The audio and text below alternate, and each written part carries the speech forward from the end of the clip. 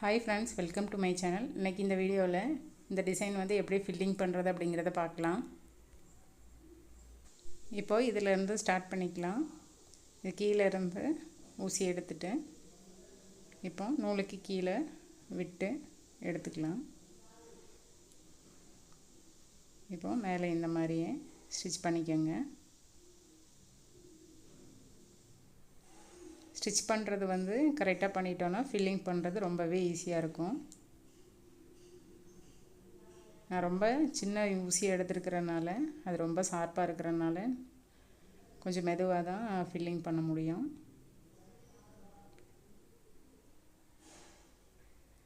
இந்த மாதிரி ஃபில்லிங் வந்து லைனாக இப்படியே ஒன் சைடாக ஃபில்லிங் பண்ணிக்கலாம். கொஞ்சம் லூஸாக ஃபில்லிங் பண்ணுங்கள், அப்போ தான் டிசைன் நல்லா வரும். இல்லை அப்படின்னா கொஞ்சம் இழுத்த மாதிரி ஆயிரும். காட்டன் த்ரெட்டில் வந்து உங்களுக்கு நல்லா பண்ணலாம். ஆனால் சில்க் சாரீக்கு வந்து சில்க் த்ரெட்டு யூஸ் பண்ணால் மேட்ச் ஆகும், நல்லாயிருக்கும். நம்ம வந்து ஃபஸ்ட்டு ஸ்டிச் பண்ணும்போது எப்படி வந்து தைக்கிறோமோ அதே மாதிரி தான் ஃபில்லிங் பண்ணும்போது அதே லைனில் தான் வரும்.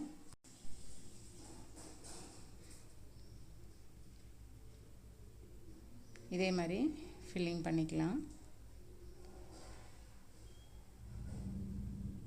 சில்க் த்ரெட்டில் வந்து கொஞ்சம் சிக்கு விழும், கொஞ்சம் மெதுவாக ஸ்டிச் பண்ணுங்கள். சில சில்க் த்ரெட் வந்து ரொம்ப நைஸாக இருக்கும், அந்த மாதிரி த்ரெட்டு வந்து கூட ஒரு ஸ்கெயின் கூட எடுத்துக்கலாம். சில த்ரெட்டு கொஞ்சம் திக்காக இருக்கும், அதை வந்து நீங்கள் 3 ஸ்டாண்ட்ஸ் கூட யூஸ் பண்ணிக்கலாம். நான் வந்து இது ரொம்ப லேஸாக இருக்கிறதுனால 4 ஸ்டாண்ட்ஸ் எடுத்துருக்கிறேன். 2 நூல் எடுத்து அதை டபுளாக எடுத்துருக்கிறேன்.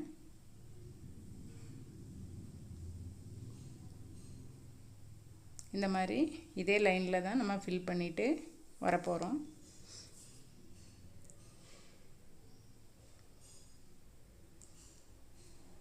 இதை வந்து எப்படி இது வரைக்கும் ஃபில் பண்ணிவிட்டு இந்த லைன் ஃபுல்லாகவே ஃபில் பண்ணிவிட்டு திருப்பி எப்படி பண்ணுறதுங்கிறத பார்க்கலாம். இப்போ இதில் வந்து த்ரெட்டு முடிய போகுது.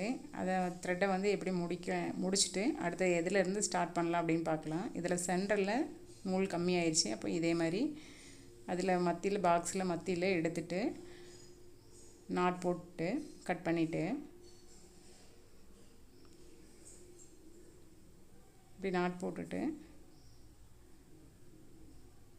கட் பண்ணிடுங்க. கொஞ்சம் நூல் விட்டே கட் பண்ணுங்கள், ரொம்ப ஒட்டி கட் பண்ணிடாதீங்க. இது சில்க் த்ரெட்டு, அதனால் உங்களுக்கு வந்து டக்குன்னு பிரிஞ்சிடும். அதனால் கொஞ்சம் விட்டுட்டு இப்போ பார்த்திங்கன்னா நம்ம எதில் நூலை வந்து கொண்டு வந்து முடித்தோமோ அதே இடத்துல வந்து இப்போ அதே இடத்துல நூலை எடுத்து அதிலேருந்து ஸ்டார்ட் பண்ணிக்கலாம். எல்லாத்துக்கும் இது ஒரு டவுட் இருக்கும், நூல் முடிஞ்சிருச்சு அப்படின்னா மறுபடியும் எப்படி எதுலேருந்து ஸ்டார்ட் பண்ணணும் அப்படிங்கிறது. இந்த மாதிரி தான் நான் பண்ணுவேன். அது நம்மளுக்கு வந்து டிஃப்ரெண்ட் தெரியாது. இப்போ திருப்பி அதிலேருந்து நம்ம ஸ்டார்ட் பண்ணும்போது நம்மளுக்கு அந்த டிஃப்ரென்ஸ் தெரியாது.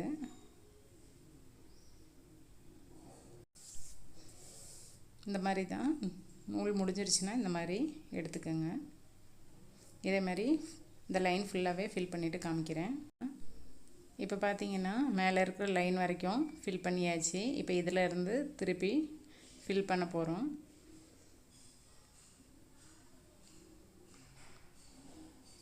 இந்த பக்கம் எப்படி ஃபில் பண்ணமோ அதே மாதிரி தான் இந்த பக்கமும் ஃபில் பண்ணணும். சேம் அதே மாதிரி தான் ஃபில் பண்ணுறது. எப்போதுமே ஒரே மெத்தடு தான். ஸ்டிச் பண்ணும்போது மட்டும்தான் நூல் வந்து கீழேயும் மேலேயும் வர்றது வந்து கரெக்டாக நம்ம ஸ்டிச் பண்ணணும். மற்றபடி நம்ம மற்ற எல்லாமே ஃபில் பண்ணும்போது ஒரே மாதிரி தான் வேவிங் ஸ்டிச் மாதிரி வரும்.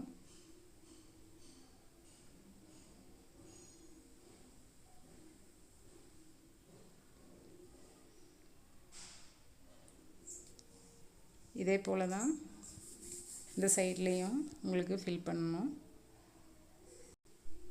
இப்போ இந்த மோட்டிஃபில் ஃபில் பண்ணிவிட்டு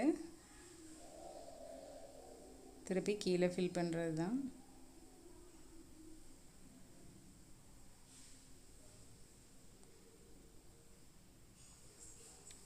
நீங்கள் மேக்ஸிமம் கொஞ்சம் திக்கான கிளாத்தாக இருந்ததுன்னா நீங்கள் வந்து கொஞ்சம் பெரிய ஊசி கூட யூஸ் பண்ணலாம்.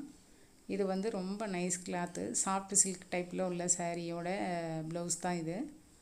நீங்கள் பார்த்தீங்கன்னா அதில் தெரியும், செல்ஃபு கலர்லேயே பார்டர் கொடுத்துருந்தாங்க. அதுக்கு மேலே தான் நான் ட்ரேசிங் பண்ணி இது ஃபுல்லாகவே ஸ்லீவுக்கு டிசைன் பண்ணுறேன். அதனால் ரொம்ப நைஸாக இருந்தது கிளாத்து. எந்த இதுலேயுமே ரொம்ப ஓவர் டேமேஜ் ஆகக்கூடாது அப்படிங்கிறதுனால கொஞ்சம் பார்த்து மெதுவாக தான் எம்ப்ராய்டரி பண்ண முடியும். நீங்கள் இந்த மாதிரி கிளாத்தில் பண்ணுறீங்க அப்படின்னா சில்க் மெட்டீரியல் பண்ணும்போது கொஞ்சம் கவனமாகவே நீங்கள் பண்ணுங்கள்.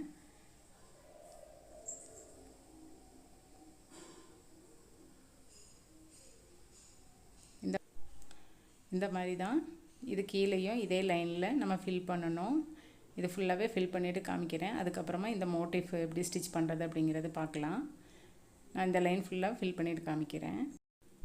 இப்போது இந்த லைன் ஃபுல்லாகவே பார்த்தீங்கன்னா எல்லாமே ஸ்டிச் பண்ணி முடித்தாச்சு.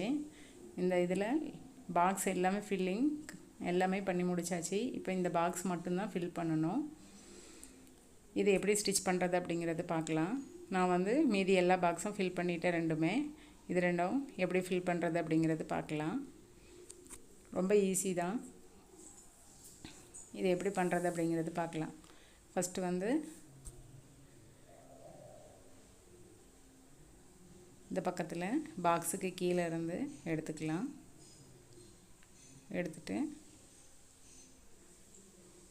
நான் கிளாத் நைஸாக இருக்கிறதுனால இன்னொரு ஸ்டிச்சு நீங்கள் ஸ்டிச் பண்ணக்கப்புறம் நாட் போட்டது வெளியே வந்துடும். அதனால் இந்த எக்ஸ்ட்ரா ஒரு டைம் த்ரெட்டை வந்து லாக் பண்ணிவிட்டு கிளாத்தை லாக் பண்ண மாதிரி ஸ்டிச் போட்டு ஸ்டார்ட் பண்ணிக்கோங்க.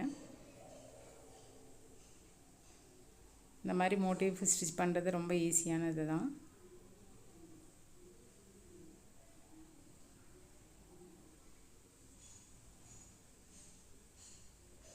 நீங்கள் இதே பாக்ஸில் கொஞ்சம் பெரிய மோட்டிவ் வேணுனாலும் நீங்கள் செலக்ட் பண்ணி வரைஞ்சிக்கலாம்.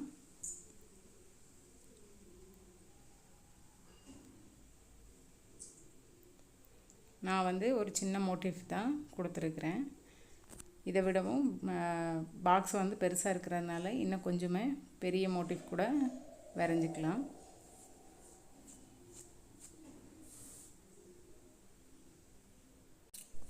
இப்போது கீழேருந்து நூல் எடுத்துக்கலாம். எடுத்துட்டு நூலுக்கு அடியில் ஃபஸ்ட்டு எடுத்துட்டு அதுக்கப்புறம் மேலே உள்ள ஹோல்ஸில் விட்டு இந்த மாதிரி ஸ்டிச் பண்ணிக்கலாம்.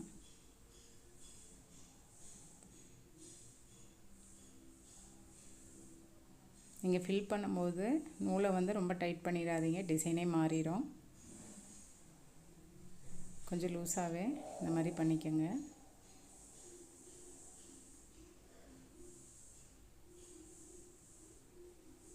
இந்த மாதிரி டைட்டாக இருந்தாலும் மறுபடியும் த்ரெட்டை கொஞ்சம் லூஸ் பண்ணிவிட்டு டிசைனை சரி பண்ணிவிட்டு அதுக்கப்புறம் ஸ்டிச் பண்ணுங்கள். ஏன் அப்படின்னா இது வந்து சில்க் த்ரெட்டுங்கிறதுனால ரொம்ப ஈஸியாக ஸ்டிச் பண்ண முடியாது. கொஞ்சம் ப்ராக்டிஸோடு பண்ணுங்கள்.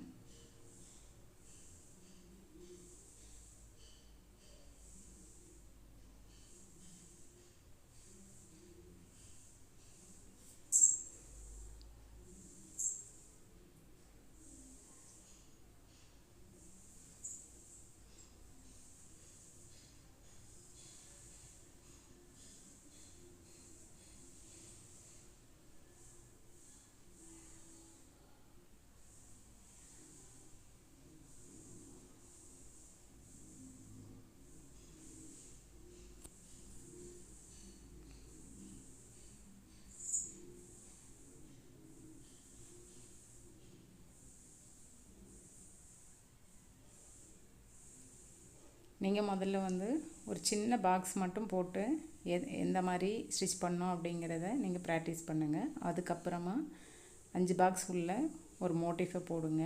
அதுக்கு ஸ்டிச் பண்ணி பார்த்து ப்ராக்டிஸ் பண்ணுங்கள். அப்போது வந்து உங்களுக்கு வந்து ஃபில்லிங் பண்ணுறதும் ஸ்டிச் பண்ணுறதும் என்ன மெத்தடில் வருது அப்படிங்கிறத தொடர்ந்து நீங்கள் ப்ராக்டிஸ் பண்ணிங்கனாவே உங்களுக்கு ஒரு ஐடியா கிடைக்கும். அதுக்கப்புறமா பார்டர் லைன்னு ஒவ்வொரு ஸ்டெப்பாக நீங்கள் பண்ணிங்கன்னா உங்களுக்கு வந்து இந்த எம்ப்ராய்டரி ப்ராக்டிஸ் ஆயிரும். இப்போ இந்த மோட்டிஃப் வந்து ஸ்டிச் பண்ணியாச்சு. இப்போ இந்த மோட்டிஃப் ஸ்டிச் பண்ணதுக்கப்புறமா அதே போல் தான் இதுவும் ஸ்டிச் பண்ண போகிறோம். அதனால் இதே மாதிரி நீங்கள் அதையும் ஸ்டிச் பண்ணிக்கோங்க. பண்ணதுக்கப்புறமா இந்த ப்ளவுஸ் வந்து ஃபுல்லாகவே உள்ளுக்கையும் பாக்ஸை ஃபில் பண்ணிட்டோம். இந்த ஸ்லீவ் ஃபுல்லாகவே நம்ம வந்து ஸ்டிச் பண்ணி முடித்தாச்சு. மிரர் மட்டும்தான் ஸ்டிச் பண்ணோம். இந்த ஸ்லீவில் பார்த்திங்கன்னா எல்லா ஒர்க்குமே முடிஞ்சிருச்சு. பார்த்திங்கன்னா இந்த மாதிரி தான்